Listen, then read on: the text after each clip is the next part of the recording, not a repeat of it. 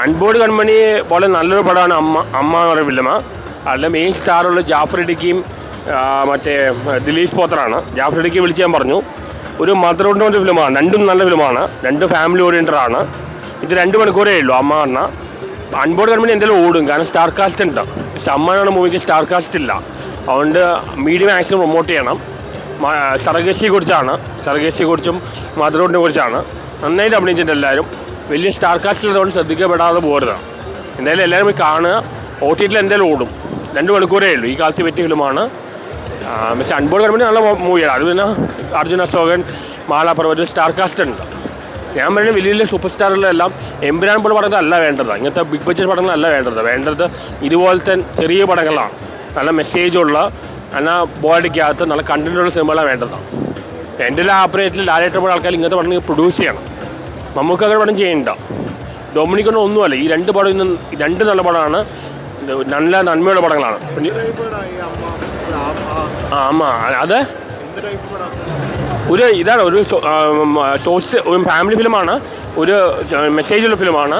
നല്ല ഈ മദർഹുഡിനെ കുറിച്ചാണ്. സോഷ്യലി കമ്മിറ്റഡാണ്. സർഗേഷ് എന്ന് പറയും, ഈ വാടക ഗർഭപാത്രമാണ് എടുക്കണമല്ലോ, അതിനെക്കുറിച്ചാണ്. അതിൻ്റെ കോംപ്ലിക്കേഷൻസ് മറ്റുമാണ്. നല്ല മൂവിയാണ്, എനിക്ക് വളരെ ഇഷ്ടപ്പെട്ടു. നിങ്ങൾ എന്തായാലും പോയി കാണണം. ഒരു നല്ല സിനിമ ഒരിക്കലും ഫ്ലോപ്പ് ആവരുത്.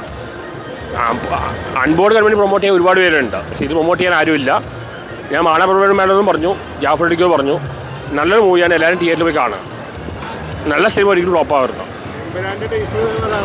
എമ്പുരാൻ ഞാൻ ഇങ്ങനത്തെ എമ്പുരാൻ പോലെ ലാലേട്ടൻ പോലെ ആൾക്കാർ ഇത്രയും എക്സ്പീരിയൻസ്, ഇത്രയും ഫിനാൻസും ഇത്രയും പോപ്പുലാരിറ്റിയുള്ള ആൾക്കാർ അമീർഖാനും ചെയ്യുന്ന പോലെ നല്ല സിനിമകൾ പ്രൊമോട്ട് ചെയ്യണം. നല്ല സോഷ്യലി കമ്മിറ്റഡ് അങ്ങനത്തെ പടങ്ങൾ പ്രൊമോട്ട് ചെയ്യണം. നമുക്ക് അങ്ങനെ പടം ചെയ്യേണ്ട. ഇപ്പോൾ കാതലുള്ള മൂവി ആയിരുന്നു, അങ്ങനെ മൂവി ചെയ്യേണ്ട. അങ്ങനത്തെ മൂവീസാണ് വേണ്ടത്. അമീർഖാൻ അങ്ങനത്തെ ഒരുപാടാണ് മൂവീസ് ചെയ്യേണ്ടത്. അറ്റ്ലീസ്റ്റ് അഭിനയിക്കാൻ പറ്റിയെങ്കിൽ പ്രൊഡ്യൂസുകളും ചെയ്യണം, പ്രൊഡക്ഷനും മാർക്കറ്റിങ്ങും ചെയ്യണം. അമ്മ എന്ന് പറയുന്നത് ശരിക്കും പറഞ്ഞാൽ നമ്മുടെ നല്ലൊരു കഥയുള്ള മൂവി കാണാൻ ആഗ്രഹിക്കുന്ന ആൾക്കാർ, അതായത് ഇമോഷണൽ സൈഡാണെങ്കിലും എല്ലാം വളരെയേറെ ഡീപ്പായിട്ട് നമുക്ക് പോകാൻ പറ്റുന്ന, കണ്ണ് നിറഞ്ഞ് കാണാൻ പറ്റുന്ന മൂവികളിൽ ഒന്നാണ് ശരിക്കും അമ്മ എന്ന് പറയുന്നത്. ശരിക്കും അമ്മ എന്ന് പറയുന്ന ആ ഒരു പേരിൽ തന്നെ ഒരു പ്രത്യേകതയുണ്ട്. അതുപോലെ തന്നെ ഈ സിനിമയിലും ഒത്തിരി അധികം നല്ല നിമിഷങ്ങളുണ്ട്.